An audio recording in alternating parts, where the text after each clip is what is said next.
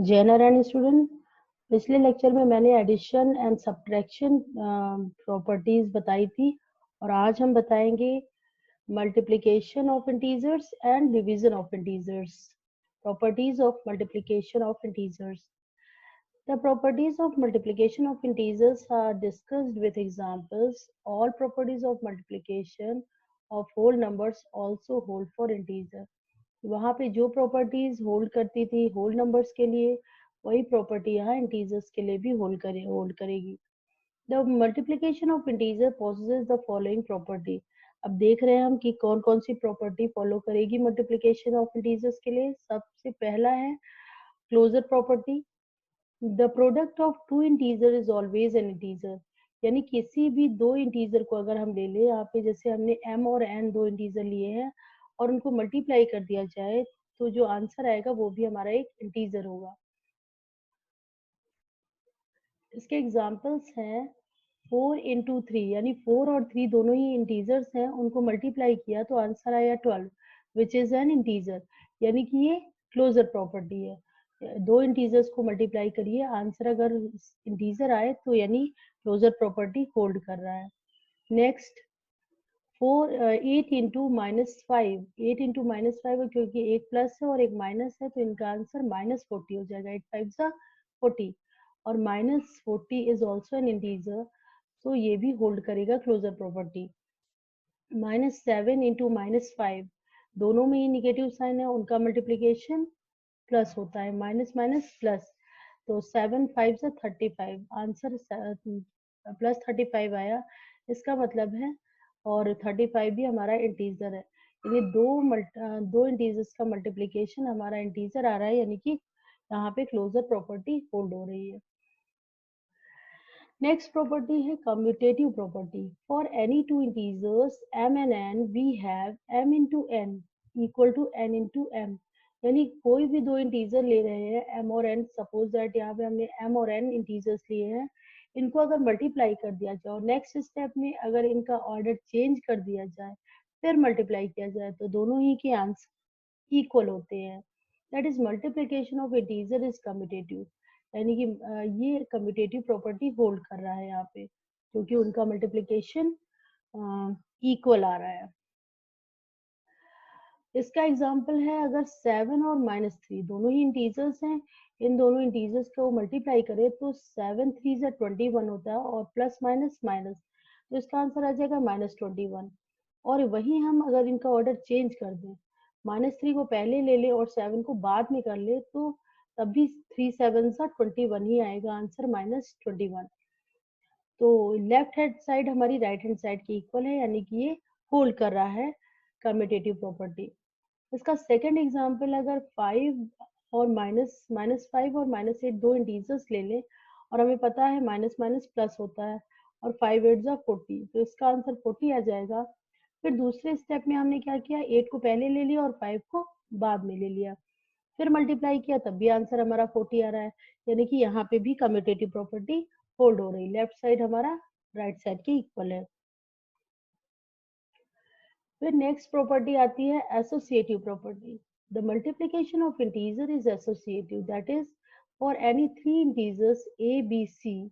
अगर यहाँ पे एसोसिएटिव प्रॉपर्टी के लिए हमें थ्री इंटीजर्स की रिक्वायरमेंट है तो हमने ए बी सी सपोज कर लिया थ्री इंटीजर्स हैं. अब यहाँ पे क्या करना है, a multiply by B multiply by C equal to a multiply by B multiply by C. यानी पहले हम a को छोड़ दें, b और c को मल्टीप्लाई करके फिर a को मल्टीप्लाई करें, या पहले a और b को मल्टीप्लाई कर ले फिर c को मल्टीप्लाई करें, आंसर इक्वल आएगा. इसके कुछ एग्जांपल्स हैं.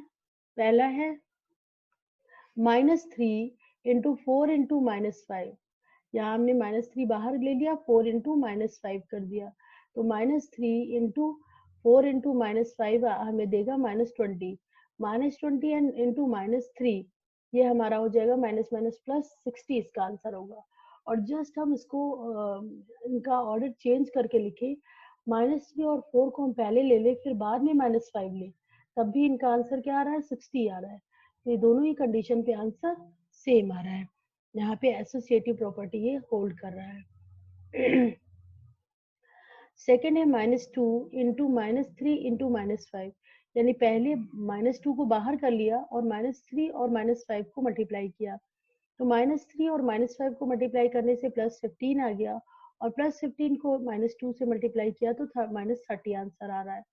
फिर हम क्या करेंगे, नेक्स्ट स्टेप में इसका ऑर्डर चेंज कर लेंगे, -2 और -3 को एक साथ कर लेंगे और -5 को बाहर कर लेंगे, तो -2 इंटू -3 हो जाएगा 6, और वो मल्टीप्लाई कर दे किससे, -5 से, तो आंसर हमारा आ जाएगा -30। यहाँ पे भी दोनों ही साइड, लेफ्ट साइड और राइट साइड दोनों इक्वल आ रही है, यानी कि ये भी हमारा एसोसिएटिव प्रॉपर्टी होल्ड कर रहा है। इसके बाद आता है हमारा फोर्थ प्रॉपर्टी, जिसका नाम है distributive of multiplication over addition, यानी हम नंबर्स को यहाँ पे डिस्ट्रीब्यूट करेंगे, जहाँ की वर्ड से ही समझ में आ रहा है कि डिस्ट्रीब्यूटिव प्रॉपर्टी यानी कि डिस्ट्रीब्यूट करना है नंबर्स को हमको नेक्स्ट नंबर में। Multiplication of integers is distributed over their addition, that is for any three integers a, b, c. यहाँ पे भी हम थ्री इंटीजर्स लेंगे, और यहाँ पे लिखा है distributive property of multiplication over addition, यानी डिस्ट्रीब्यूट होगी ए यहाँ पे एडिशन के ऊपर, b प्लस सी है हमारा मल्टीप्लिकेशन ओवर एडिशन, तो हमने ए बी सी तीन इंटीजर ले लिए, a cross b plus c equal to क्या हो जाएगा, ए को हमको डिस्ट्रीब्यूट करना है बी और सी में, तो ए क्रॉस बी प्लस ए क्रॉस सी हो जाएगा। उसका लेफ्ट राइट साइड क्या होगा, बी प्लस सी हमने पहले ले लिया और ए को बाद में ले लिया, तो B cross C, B cross A plus C cross A, ये दोनों ही हमारा left side right side equal आ रहा है। नेक्स्ट,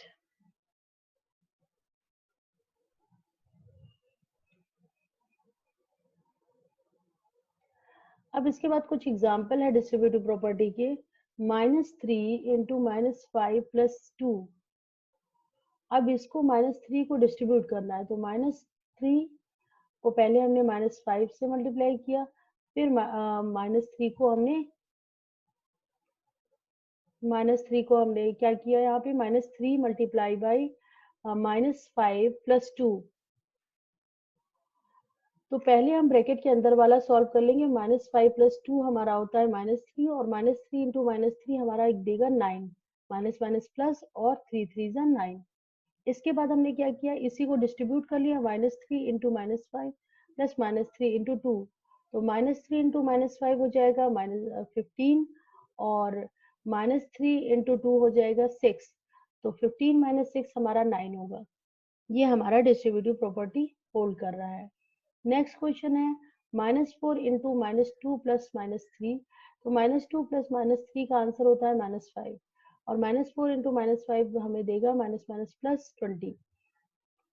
फिर इसका लेफ्ट साइड राइट साइड हम सॉल्व करेंगे, -4 को हम डिस्ट्रीब्यूट करेंगे दोनों ही नंबर्स में, तो -4 इंटू -2 प्लस -4 इंटू -3, तो यहाँ पे क्या हो जाएगा, -4 -2 मिला के हो जाएगा +8, और 4 और 3 मिला के हो जाएगा +12, तो 8 प्लस 12 हमारा 20 हो जाएगा। तो हमारा यहाँ लेफ्ट साइड राइट साइड के इक्वल है। ए direct consequence of distributive of the multiplication over addition is this: a cross b minus c equal to a cross b minus a cross c.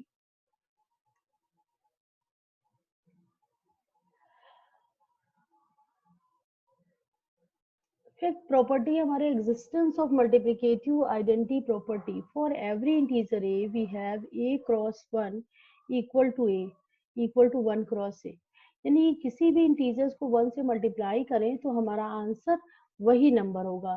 तो यहाँ पे हम 1 को कहेंगे integer 1 is called the multiplicative identity for integers, ये हमारा multiplicative identity है integers के लिए। Property 6, existence of multiplicative identity property, for any integer we have a into 0 equal to 0 and 0 into a equal to 0, यानी कि order change भी कर दिया जाए तब भी हमारा आंसर 0 होगा।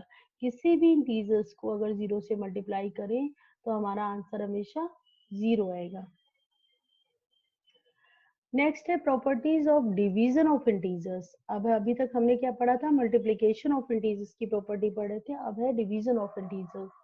The following properties of division of integers are: if x and y are integers, then x divided by y is not necessarily an integer. यानी कि x and y अगर दो हमने इंटीजर लिया और उनको डिवाइड कर दिया तो जरूरी नहीं है कि उनका कोसेंट जो है वो भी एक इंटीजर आए.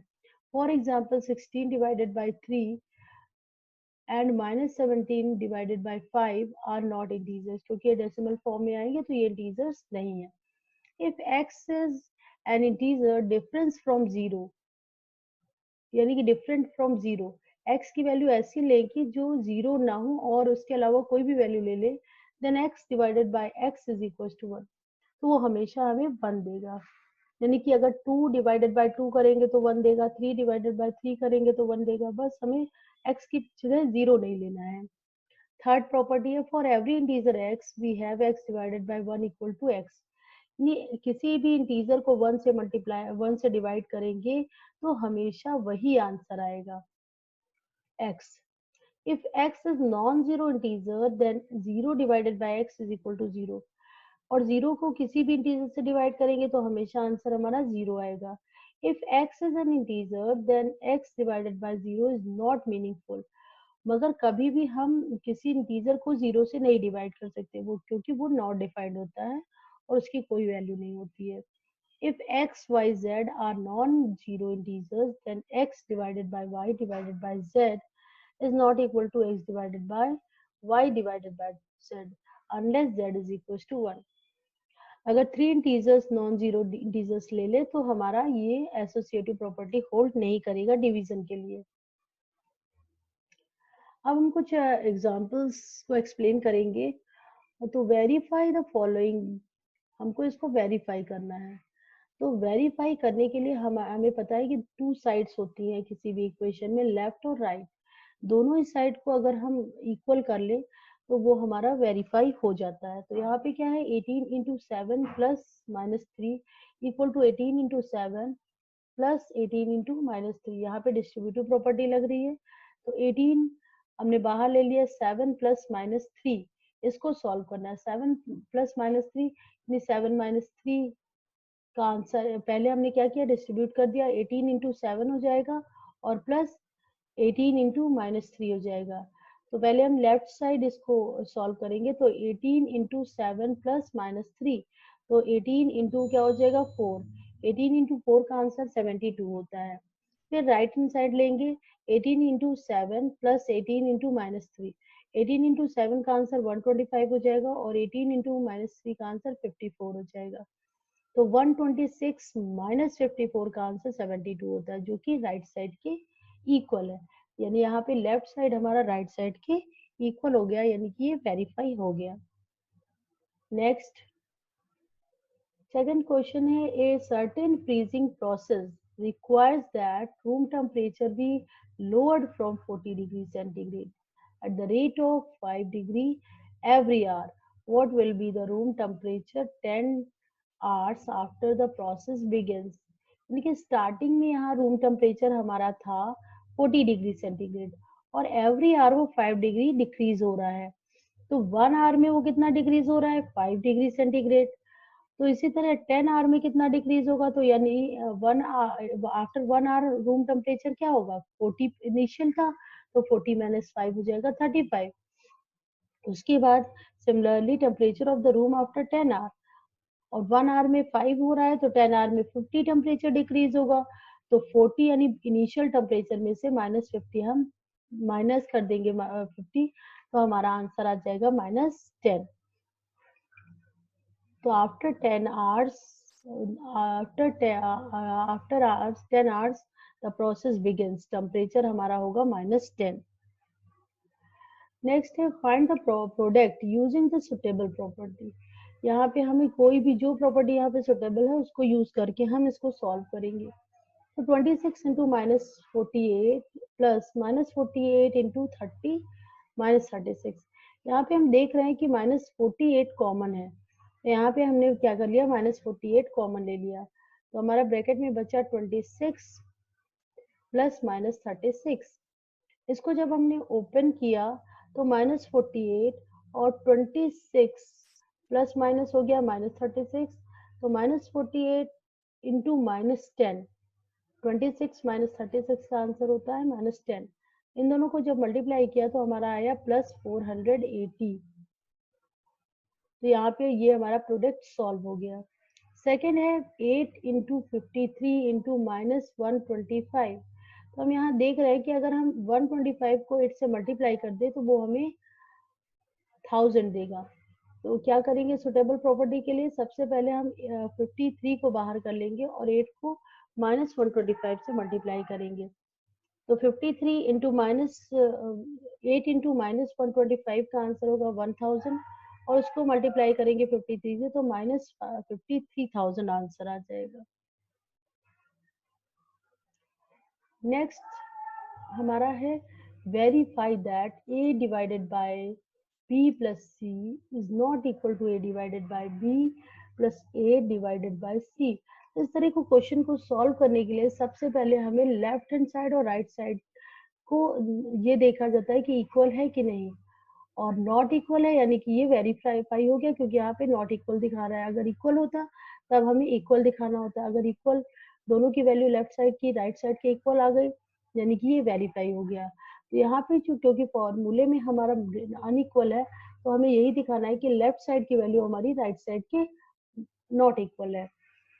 तो इसके लिए हमें वैल्यूज दी गई है a is equal to 12, b is equal to -4 and c is equal to 2। तो सबसे पहले हम इसको क्या करेंगे, लेफ्ट साइड में जो हमारा पार्ट है a divided by b plus c में पुट करेंगे। a की जगह 12 डिवाइडेड बाय b की जगह -4 प्लस 2, फिर 12 डिवाइडेड बाय -4 प्लस 2 हमें देगा -2 और 12 डिवाइडेड बाय -2 आंसर हो जाएगा -6। फिर हम इसका राइट साइड लेके चलते हैं जहाँ पे लिखा हुआ है a divided by b plus a divided by c is equal to put the value of a b c in this. तो a की वैल्यू हम 12 पुट करेंगे डिवाइडेड बाय b की वैल्यू हम -4 पुट करेंगे प्लस a की value फिर 12 put करेंगे और b की वैल्यू c की वैल्यू 2 है। तो 12 डिवाइडेड बाय -4 का आंसर हो जाएगा -3 और 12 डिवाइडेड बाय 2 का आंसर हो जाएगा +6। तो -3 + 6 हो जाएगा हमारा +3। सिंस अब लेफ्ट साइड और राइट साइड की वैल्यूज को कंपेयर करेंगे। यहाँ पे -6 इज नॉट इक्वल टू 3 होगा। यहाँ पे एक मिस्टेक है कि यहाँ पे प्लस साइन है इसकी जगह पे, वहां हमारा माइनस साइन होगा। तो -3 है since -6 is not equal to 3, -6 is not equal to 3, hence a divided by b plus c यहाँ पे भी नॉट इक्वल साइन होगा, a divided by b plus a divided by c। Thank you.